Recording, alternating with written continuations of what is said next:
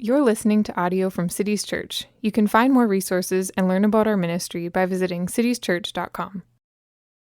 Well, today we continue our series through the book of Exodus, but with a little twist. The story thus far has led us here to Mount Sinai, where the presence of God descends in fire and smoke and thunder and lightning and a trumpet blast so that God can make a covenant with his newly delivered people. And the rest of Exodus is devoted to the terms of that covenant, the laws and statutes that were to govern Israel's life as God's holy nation, as well as some narrative sections detailing how the people respond. In fact, Israel will be in and around Sinai for the rest of Exodus, all of Leviticus, and the first half of Numbers, learning from Yahweh what he expects of them as his people. And Exodus 20, of course, records the giving of the 10 Commandments, or literally the 10 words.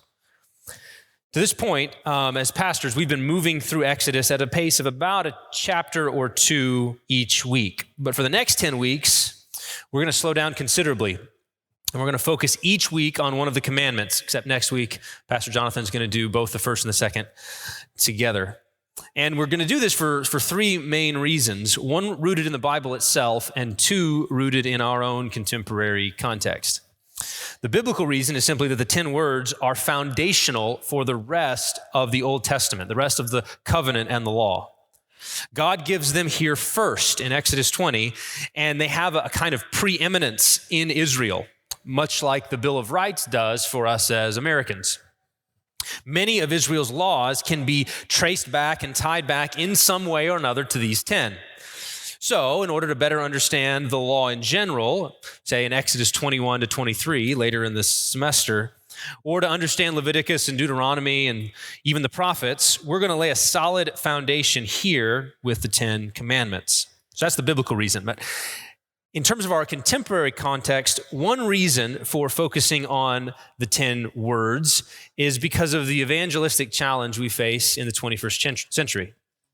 Recently, I was on an airplane and had a 3-hour conversation with a man about Christianity.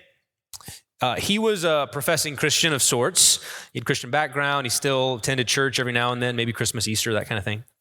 And we were having a really good, fruitful conversation about church and about faith, about how we did things, what we were like, what the churches he went to were like, things like that, until the question of biblical morality came up. And then our great conversation turned into a great debate. And it became clear that while this man wanted to maintain some kind of connection to Jesus and to Christianity, he had serious issues with the Bible's teaching on morality. Some parts he liked, some parts he did not. And he felt free to discard the parts that he did not. It was basically a grab bag approach to the whole question. So it wasn't like he was in favor of total lawlessness. He didn't think that anybody should be able to do whatever they wanted. He insisted certain things were right, certain things were wrong, but he just didn't want the Bible to be the whole Bible to tell us what those things were. And so, naturally, I pointed that out. So the difference between us is that you don't want the whole Bible to tell you what God expects. You want to be able to pick and choose from the Bible the parts that you want to still apply. And what do you think he said to that? He said, well, look, we all pick and choose. We all pick and choose. And he asked the same sort of question that I suspect many of you have been asked, or maybe you yourselves have asked this question, which is, for example, why do you insist, this was his question to me, on the abiding relevance of biblical laws, say, about sexual conduct, but you feel free to eat shellfish and pork, even though the book of Leviticus says you're not supposed to do that? Aren't you, as a conservative, Bible-believing Christian, just picking and choosing as well? You're just picking and choosing different ones, and I'm picking and choosing. We're all picking and choosing, and so that's the only thing that we've got to do is pick and choose. Aren't we all being hypocrites? Now, that question and one like it is often a barrier to faith for some unbelievers. Sometimes it's the actual barrier. Like if you were to answer that question and help them to understand that, that would actually move them closer to accepting Jesus. Other times, that question is a smokescreen for the real barrier, which is that they want to do what they want to do, and the apparent hypocrisy of Christians when it comes to obeying all of the Bible is a convenient excuse for dismissing the faith altogether. So that's one reason we want to focus here on the law, is we want to get straight on what does God expect. But these types of ethical questions aren't simply pressing because of those outside the faith.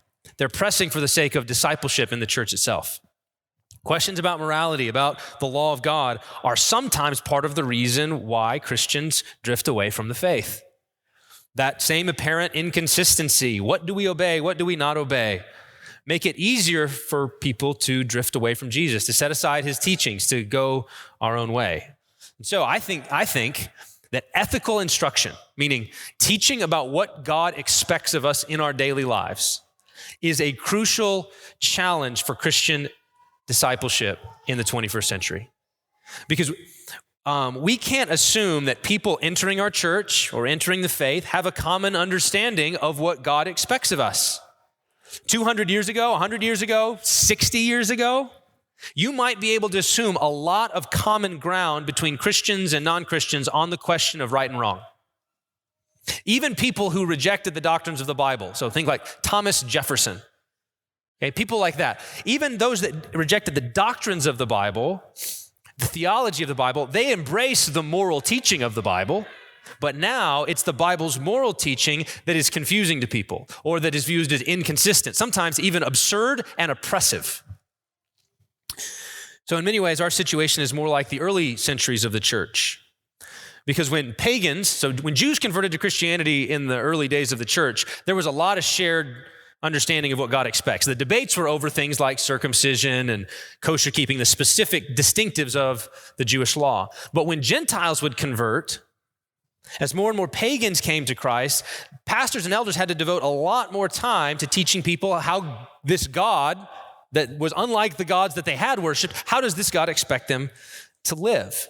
And so you see this in a lot of early Christian literature. Lots of teaching about the two ways to live, the way of life and the way of death. And the way of life has lots of do's and don'ts. Love God, love your neighbor, don't murder, don't commit fornication, don't steal, don't practice magic, don't be greedy, don't slander, don't be double-tongued. There was in the early church, discipleship had a lot of teaching about how we are to live, what it means to follow Jesus in our conduct, because people just didn't know. And there was a large gulf between the way of the world and the way of Christ. And that's the same way today. So for this initial message, I've got two goals. First, I want to make some general comments here about law. Like, what is law? Like when we talk about, we're going to be spending time in the law, what is law in general? So kind of widen back. And then I want to move in and look at the 10 Commandments as a whole and make some basic observations that will help set the stage for these coming messages on each of the individual ones. So, law in general. So when I say the word law, my guess is that you immediately think of a rule to obey. That's what a law is. A law is a rule that you have to obey. Think of obligations, usually obligations that are imposed on us from outside, like traffic laws or criminal laws or things like that. But as theologians have discussed law throughout the history of the church, they've said law is actually a bigger category than that. It's not just laws imposed from outside, it's laws and principles from inside, things that are in our very nature. So step back and consider law in its broadest sense. So at the macro level, what's a law? A law is simply something that determines what a particular thing does or should do. That's all it is. Something, some principle, some standard, some aspect, some power that determines what this thing should do or does do. It orders and directs and guides and restrains a particular thing in a particular way. And so when we talk about law, theologians often start at the highest level with God himself. They'll begin with the character of God, his inherent perfection that guides and directs him in everything that he does. It's what determines his action. So God, there's a law that we call the character of God, the eternal law of his character. And that's the highest form of law. That's the ultimate law, is the law that is God himself and that directs him. And then all other forms of law sort of come down from that on our different ways that law of God's character is reflected and expressed in different areas. And so just think with me about this. For example, when we apply that eternal law to nature, like the non-rational, the physical world, what do we get? Well, we get the laws of nature, the laws of natural phenomena, like gravity, or photosynthesis, or instinct in animals, or digestion in your stomach. Right? Those natural laws, those are a reflection of the eternal character of God, the consistency of God. There's a guide or a rule or a principle that directs those behaviors. It's interesting, when you read theologians on this, older theologians, they'll often say the next law you should talk about is angelic law. You ever think about angelic law? I've never thought about angelic law. And they actually say that's good because we don't know anything about it. Okay, but we do know that angels are subject to God, and therefore there must be some principle or standard or rule that they are guided by. There must have been something that Lucifer violated when he fell from heaven. So there's some angelic law. We just don't know much about it. We don't need to spend a whole lot of time thinking about it, but it's there. There's a reflection of God's character applied to the angels. And then they move down to human nature. There's a law of human nature. That's the third, that's embedded in creation. This is the law that governs us by nature, the law that's written on every heart. It's God, think of it this way, it's God's design for us that's embedded in our very nature, in our conscience, and everybody everywhere, all human beings have access to it simply because they're human beings. They don't need to see it written anywhere. They have it written on their hearts. It's in their conscience. It's why in the book of Romans, Paul gives this long list of sins like covetousness, malice, envy, murder, strife. And then he says about all people everywhere, they know God's righteous decree that those who do those things are worthy of death, and they do them anyway. And you say, how do they know? Because it's written on their heart. They know that those things are wrong. All of us know that God's character is opposed to them. We do them anyway. We violate the law of human nature, but we have access to it simply because we're human and God has made his character known to us in creation. Okay? So, just take stock. Eternal law of God's character, and that gets embedded or worked into creation in three different areas. The physical world, like gravity, stuff like that. Angels, there's an angelic law, we don't know anything about it, and then the law of human nature that's a part of our very nature. Those are three ways that God's law is built into creation. Now, on top of that, there's another kind of law. All of these are embedded in creation, but on top of that, we can talk about the law of redemption or the gospel. This is the kind of law that directs us how we can be made right with God. We don't know this law by nature. It's not written on your heart. You can only know it if God reveals it to you in a special way. Like the law of nature, you can look inside in your conscience and you can see it, but you need a preacher to give you the law of redemption, the law by which you're saved. In order to know the gospel, we need a preacher. It's good news from outside, not simply knowledge of our own conscience. Law of nature, law of human nature gives us bad news. This is all of the ways that you've failed. You've violated the character of God. The law of redemption comes from outside and says, this is how you may be saved and made right with God. Okay, so that makes sense. So now we've got eternal law of God's character, three ways that law is worked into creation itself, one way that's like a special redemption from outside, and now there's two more kinds I want to mention. One is prudential law. This is my term for it. And prudential law is law that applies in a particular circumstance, and it's a matter of wisdom. So a few weeks ago, Pastor Kevin preached on Jethro. Remember this? Jethro's advice to Moses. He said, hey, man, you're going to kill yourself if you keep trying to judge everybody. So you need to have some guy, you need to have you, and then there's guys under you, and then there's guys under them, and work your way. And what's he doing? Now, if Moses took Jethro's advice and implemented it, which we think he did, what's he doing? That's prudential law. Like that's one way to do it. It's a good way to do it, but it's not the only way to do it. How many people did Moses need to have? There was wisdom that needed to go into that. But once he established it, then that would be the law for Israel about how we're going to do it. That would be true of like traffic laws. Think about traffic laws. Traffic laws are not embedded in the nature of creation. We were just in England and we drove on the left side of the road, terrified the entire time. Like, I was white knuckling it the whole way, like, this is wrong, this is wrong, this is wrong. But which side of the road? We just need to do something. We need to have some kind of agreement that, hey, this is the side of the road you drive on. This is when you stop. This is when you go. All of those kind of laws. Traffic laws are prudential laws. Those laws aren't universal. They can be changed. So that's another kind of law. And then a final kind is symbolic law. These, again, are laws. They're not rooted in nature, but they're designed to teach us and instruct us in some way. So circumcision is an example of symbolic law. Baptism, symbolic law. The Lord's table, symbolic law. They're not rooted in human nature itself, but are intended to represent and remind us of what God has done in history. So again, this is just trying to get the big picture of law. Law of God's character, 3 types of law in creation: natural law, or law of natural phenomena; angelic law, law of human nature. Then you have the law of redemption, which is a special kind that saves us. And then prudential law, like traffic laws, and symbolic law, like baptism. Now, what happens is all of those different kinds of laws can be combined in various ways and then established as a law code. And you can have human law codes and you can have divine law codes. A human law code, that's like the laws of the United States. Or it's like our church bylaws.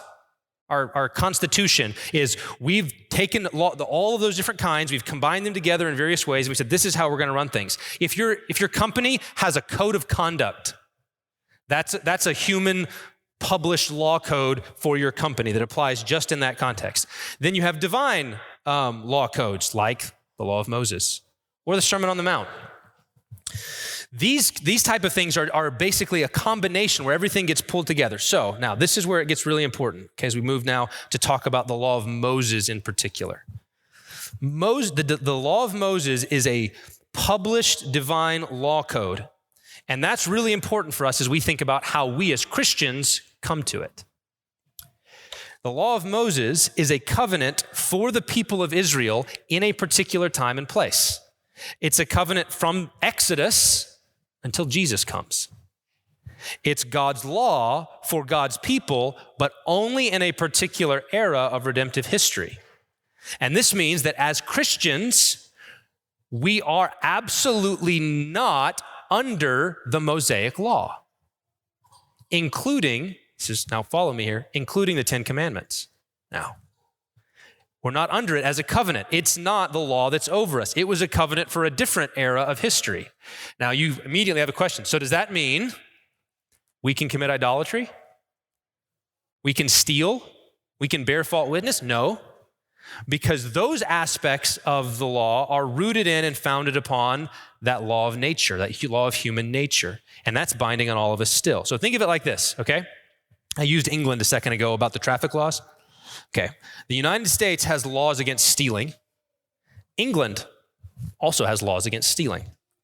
But if you were to steal something, would you be violating English law? No, because you're not in England. You're here. You would be tried in an American court by an American jury and sent to an American prison.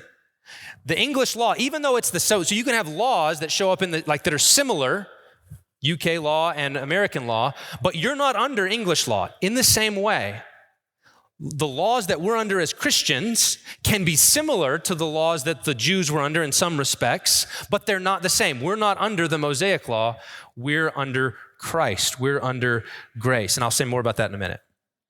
So, nevertheless, so now come to Moses. It's not over you like a covenant. You're not under Moses. But the Mosaic law is still scripture, and according to 2 Timothy, it's good for you. It's profitable for you. It's useful for instructing and equipping you in how to live. We ought to meditate and reflect upon the law of Moses so that we can grow in knowledge of God.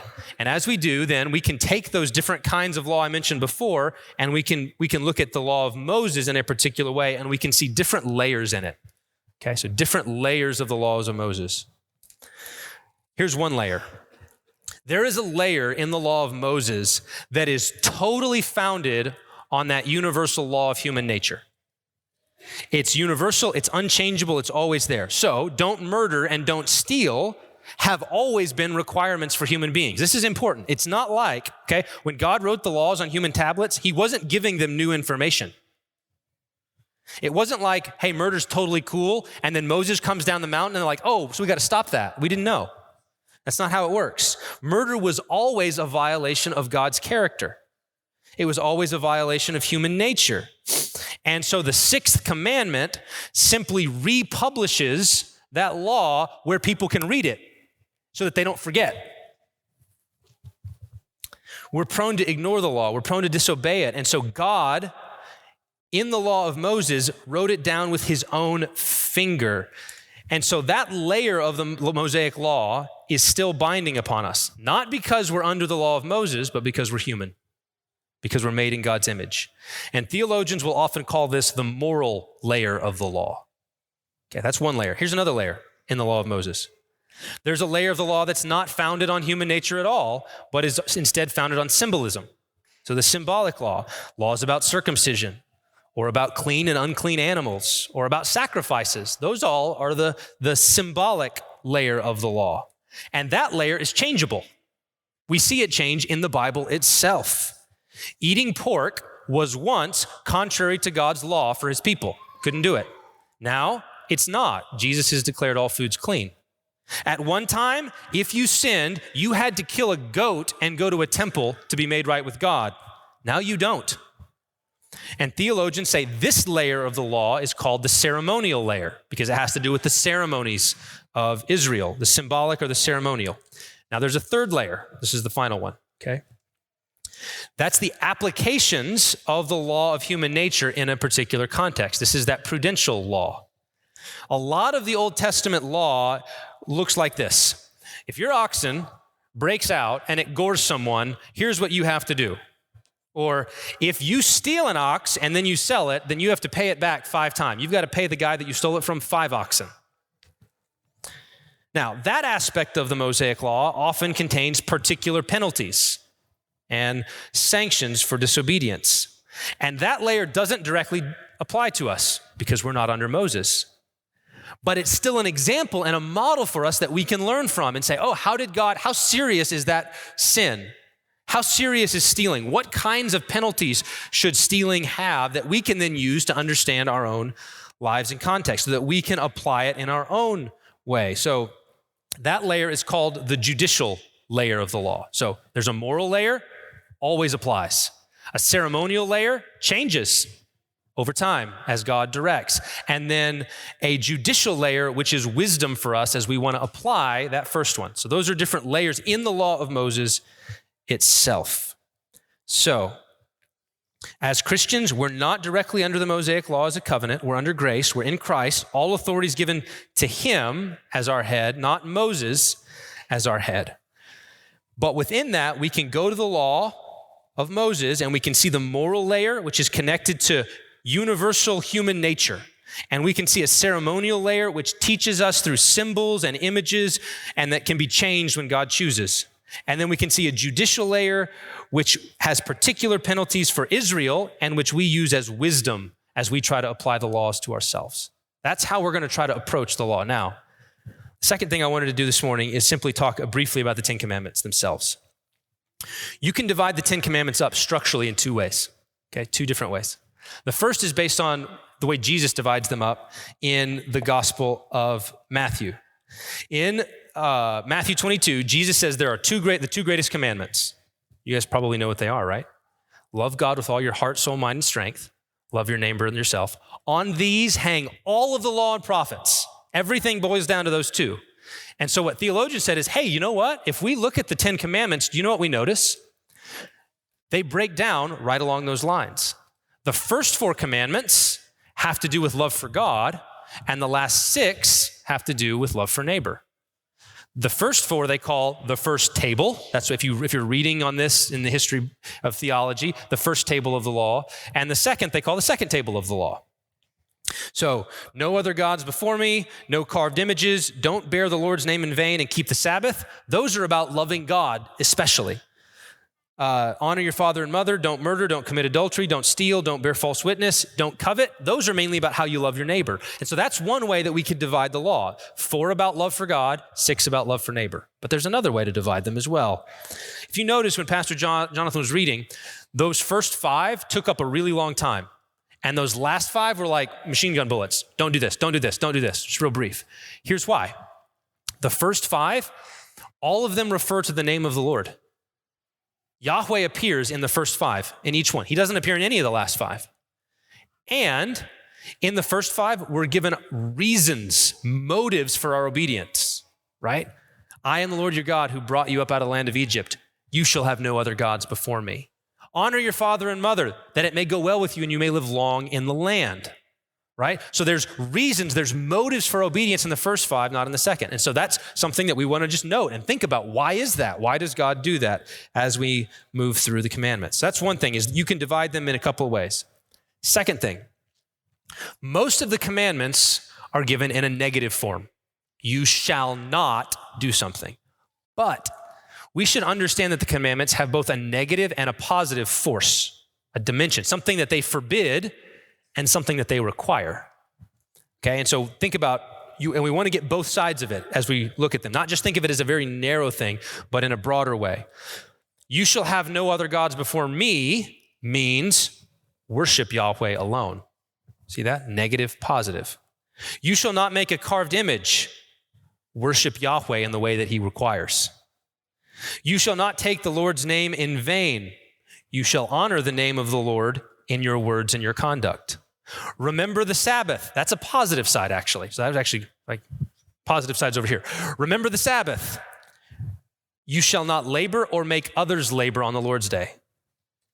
Honor your father and mother. Again, that's a positive.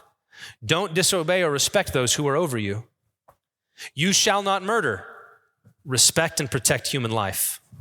You shall not commit adultery. Respect and protect marriage and chastity.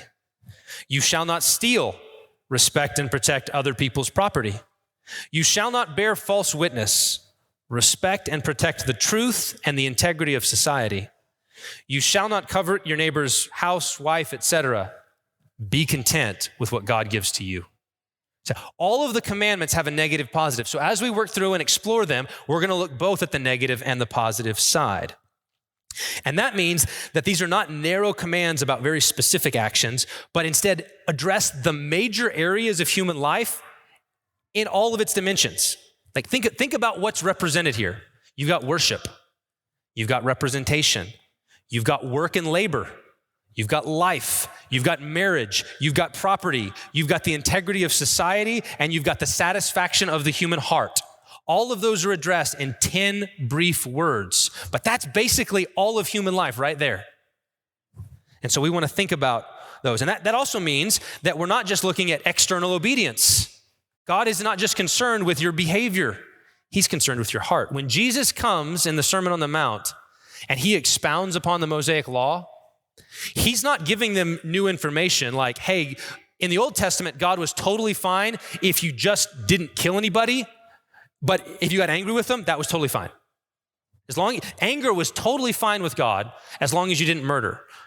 Lust was totally fine with God as long as you didn't act upon it. No.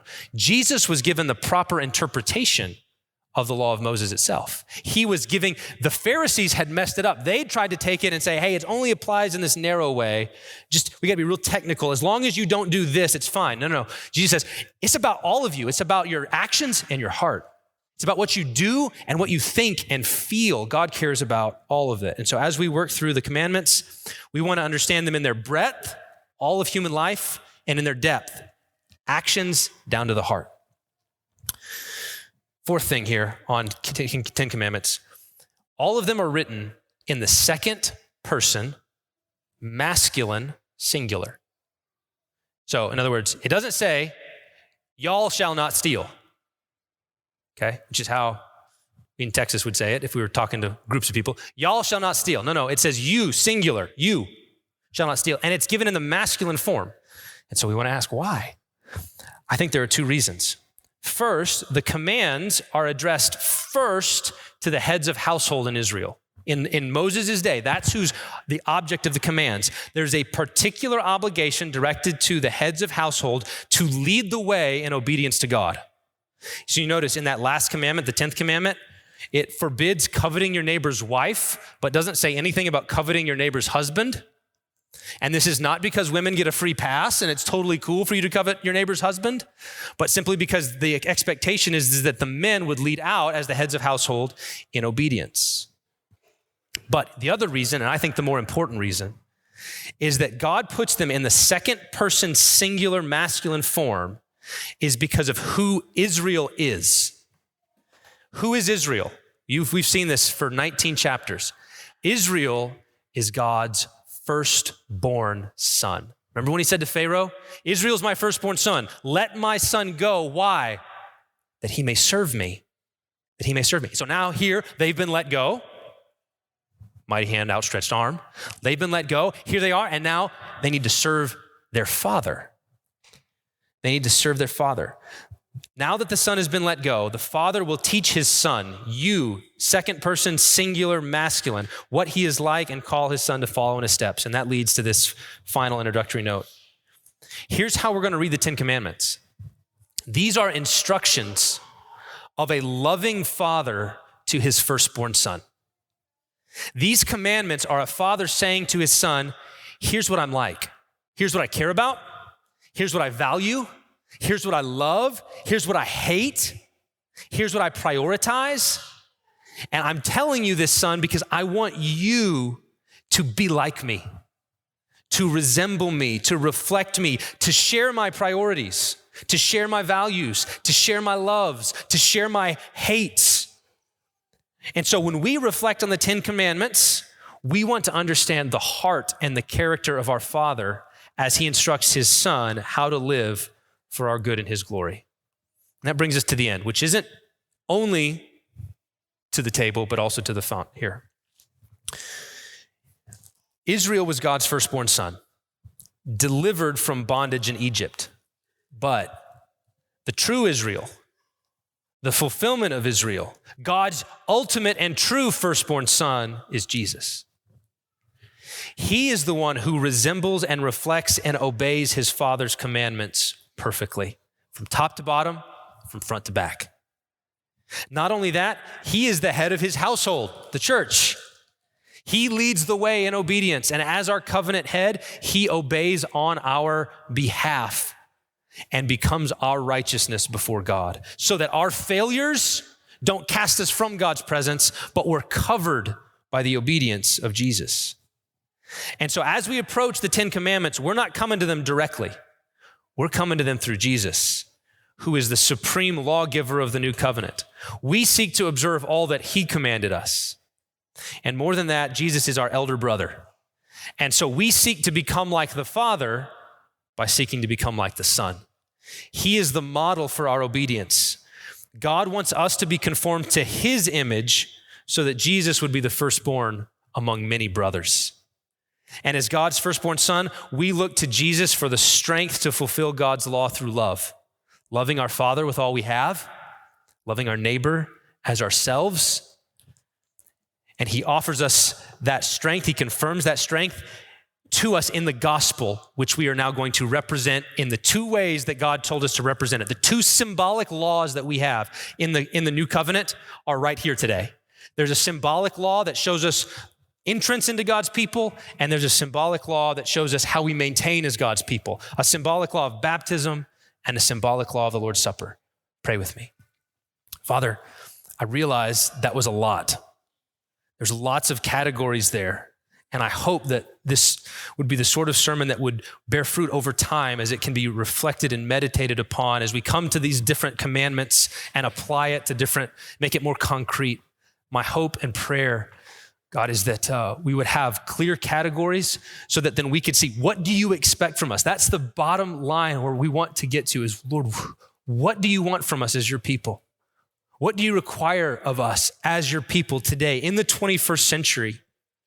And we want that for our own sake and for the sake of our witness to the world so that we can call them to become part of God's people, part of God's household in his firstborn son, Jesus.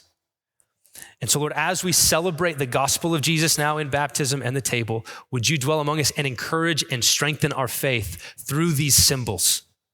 We pray this in Jesus' name. Amen.